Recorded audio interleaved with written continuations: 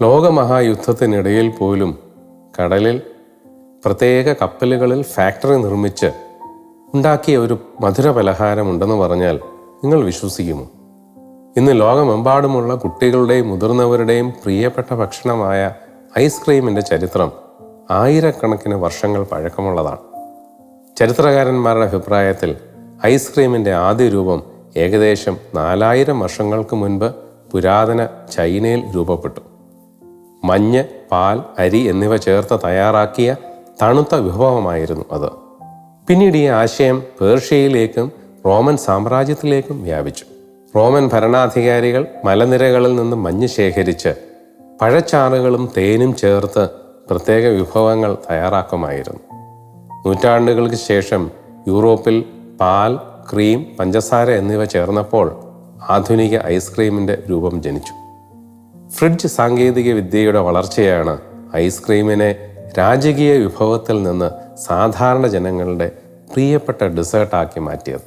പക്ഷേ കൂട്ടുകാരെ, ഇന്ന് ഐസ്ക്രീം ഒരു മധുരപലഹാരം മാത്രമല്ല, ലോകത്തിലെ ഏറ്റവും വലിയ ഭക്ഷ്യ വ്യവസായങ്ങളിൽ ഒന്നിൻ്റെ ഭാഗമാണ്.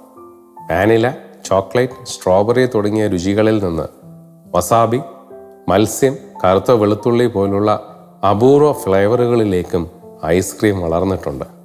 ആഘോഷങ്ങൾ, വിനോദസഞ്ചാരം, കായികമേളകൾ, വിമാനയാത്രകൾ തുടങ്ങി നിരവധി മേഖലകളിൽ ഐസ്ക്രീമിന് പ്രത്യേക സ്ഥാനം ലഭിച്ചിട്ടുണ്ട്. ഇന്ന് ലോകമെമ്പാടും ഓരോ വർഷവും ബില്യൺ കണക്കിന് ലിറ്റർ ഐസ്ക്രീമാണ് ഉൽപ്പാദിപ്പിക്കപ്പെടുന്നത്. ചില രാജ്യങ്ങളിൽ ശൈത്യകാലത്ത് പോലും ഐസ്ക്രീം വിൽപ്പനയിൽ വലിയ കുറവുണ്ടാകാറില്ല.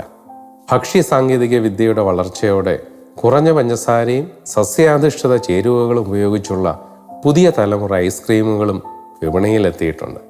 ആധുനിക പഠനങ്ങൾ പ്രകാരം പാലിൽ നിന്നുള്ള ഐസ്ക്രീമിൽ കാൽസ്യം, പ്രോട്ടീൻ, ചില ബി വിറ്റമിനുകൾ എന്നിവ അടങ്ങിയിട്ടുണ്ട്.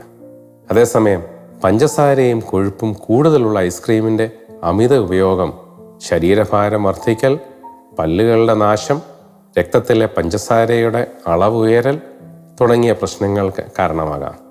അതുകൊണ്ടാണ് ഇന്ന് ആരോഗ്യപരമായ ബദൽ ഐസ്ക്രീമുകളെക്കുറിച്ചുള്ള ഗവേഷണങ്ങൾ വർദ്ധിച്ചു വരുന്നത്. എന്നാൽ ഏറ്റവും വിസ്മയിപ്പിക്കുന്ന വസ്തുത ഇതാണ്: 2ാം ലോകമഹായുദ്ധകാലത്ത് അമേരിക്കൻ സൈന്യം കടലിൽ തന്നെ പ്രവർത്തിക്കുന്ന ഐസ്ക്രീം നിർമ്മാണ കപ്പലുകൾ ഉപയോഗിച്ചിരുന്നു. ഒരു മധുര പലഹാരത്തിനായി സമുദ്രത്തിൽ ഫാക്ടറികൾ പ്രവർത്തിച്ചിരുന്നത് ഭക്ഷ്യചരിത്രത്തിലെ ഏറ്റവും അസാധാരണപരമായ അധ്യായങ്ങളിലൊന്നായി ഇന്നും രേഖപ്പെടുത്തിയിരിക്കുന്നു. സ്നേഹത്തോടെ മുടിശ്ശേരിലച്ച്.